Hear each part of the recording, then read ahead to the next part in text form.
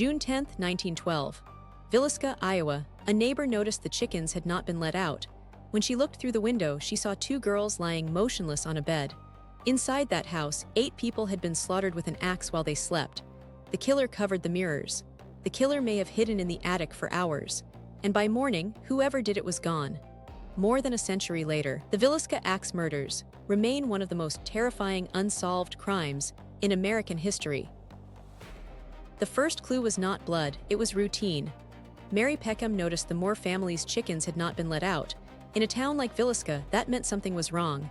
She knocked at the door. No answer. She waited. Still nothing. In that moment, before anyone knew the truth, the silence inside the Moore house had already become unnatural. Mary called Ross Moore, Josiah's brother.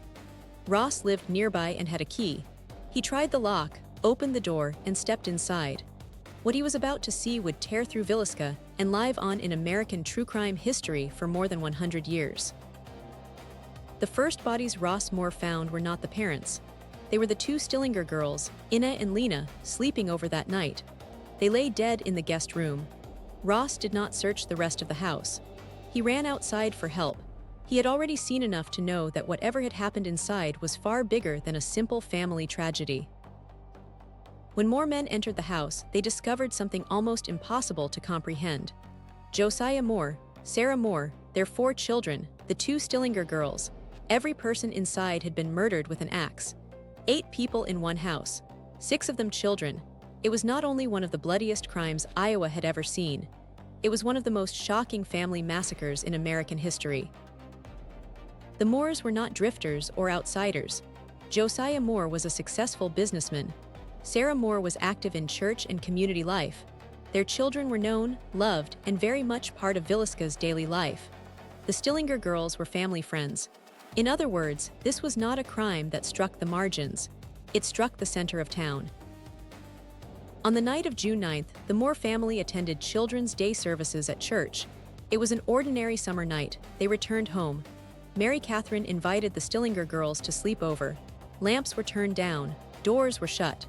The house settled into sleep. At some point after that, someone inside the house began killing. Investigators found clues that transformed the crime from a random slaughter into something colder and more terrifying. In the attic were 2 spent cigarettes. Someone may have been up there waiting while the family attended church, while they came home, while they drifted to sleep. The killer may not have broken in during the night. The killer may have already been inside. Evidence suggested the killer began with Josiah Moore. He received more blows than anyone else in the house. The ceiling above the bed bore deep marks where the axe struck again and again. This has fueled one of the central theories in the case, that the murders may have begun with a personal hatred of Josiah Moore and then spiraled into annihilation. The most unbearable part of Villisca is simple. Most of the victims were children. 4 more children, 2 Stillinger girls. The killer moved from room to room while they slept. Investigators later believed Lena Stillinger may have awakened and tried to resist. If so, she may have been the only person in the house who fully understood what was happening before she died. One of the strangest details in Villisca was not the axe. It was the mirrors. Investigators found them covered throughout the house.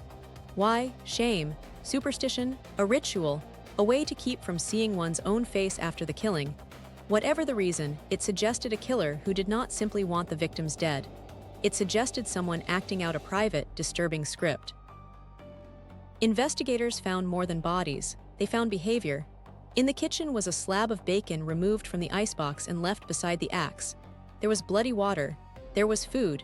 It appeared the killer spent time downstairs during or after the murders. That detail makes Villisca even harder to process. The person who did this was not rushing. They were lingering. If Villisca had any hope of being solved quickly, that hope died almost immediately. The house was flooded with townspeople before authorities established control. The axe was handled, objects were moved, souvenirs were taken, potential forensic evidence was destroyed. Even in 1912, investigators knew this was a disaster. Villisca became famous not only for the murders, but for how badly the evidence was ruined. The most famous suspect in the Villisca case was Reverend George Kelly. He had been in town for the church program. He knew the community. He left Villisca early the next morning. And as investigators looked deeper, they found a man with a history of instability, sexual misconduct, and deeply unsettling behavior around children and young women. George Kelly did something investigators never forgot. He would not stop talking about the murders. He wrote letters. He inserted himself into the case. He described details obsessively. Some believed these writings were a confession leaking out in fragments. Others believed Kelly was a disturbed opportunist drawn to horror. Either way, his behavior kept pulling investigators back to him. Kelly went to trial and the case became a sensation. But the prosecution lacked the one thing it desperately needed: hard proof. No witness placed Kelly inside the house during the murders. No physical evidence conclusively tied him to the crime scene. The jury split 11-1, a mistrial. In Villisca, the most famous suspect still did not produce a solved case. Another suspect pulled the case in a far darker direction. William Mansfield, known as Blackie, a drifter, ex-soldier, and possible killer connected to other axe murders across the Midwest. The similarities were chilling: families murdered in bed, mirrors covered, familiar ritual details. For a moment, Villisca looked less like one isolated massacre and more like one chapter in a serial predator's journey.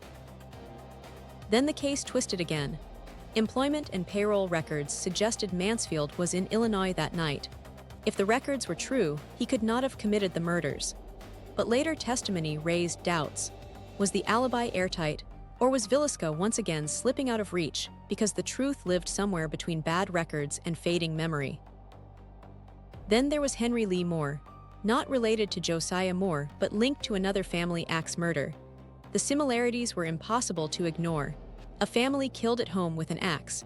But similarity is not proof. Villisca kept generating suspects who looked plausible from a distance and uncertain up close. This is where Villisca becomes even more disturbing. Similar family axe murders happened elsewhere. Similar methods, similar details, similar timing. If Villisca was not unique, then the case was not merely an Iowa mystery. It was part of something larger and far more frightening. In modern times, the most ambitious theory came from the book The Man from the Train. Its authors argued that Villisca was one stop in a nationwide series of family axe murders committed by a traveling killer, possibly Paul Mueller. The theory is controversial. But once you see the pattern they describe, Villisca starts to look less like a single nightmare and more like the visible piece of a larger darkness. Some investigators and later writers came back to one detail again and again. Josiah Moore seemed to receive the most violent attack. That raises an uncomfortable possibility. Perhaps the murders began with one man in mind, and once the killer crossed that threshold, everyone else in the house had to die. The killer appeared to move through the house with confidence. The route made sense. The attacks were efficient. The preparation upstairs suggested time and comfort inside the structure. All of that fuels another theory. Whoever committed the Villisca murders may have known the house very well. Villisca did not remain local for long. The story spread. Newspapers fed the public a steady stream of horror, theory, and suspicion. The case became spectacle. That helped keep the murders alive in public memory, but it also made the truth harder to find. Rumor and fact began mixing almost immediately. Cases like this can turn into theory and spectacle so quickly that the victims disappear. But in Villisca, the loss was immediate and personal. Funerals became communal grief. Every name belonged to someone. Every child had teachers, friends, relatives. In a town of roughly 2,500 people, almost everyone was touched by the murders. Unlike many historic crime scenes, the Villisca house never vanished from memory. It still stands. It was restored. It became a destination. Visitors sleep there. Investigators, ghost hunters, and tourists walk the same rooms where 8 people were murdered. That physical survival gives Villisca a strange power. This case is not only read, it is entered. In modern America, Villisca exists in 2 forms. It is a cold case, and it is an attraction. The ghost stories keep people coming, but they also blur the line between remembrance and entertainment. Beneath every haunted house headline is the same fact: this was not fiction. 6 children were murdered here. Some unsolved cases fade. Villisca did not. Part of that is the scale.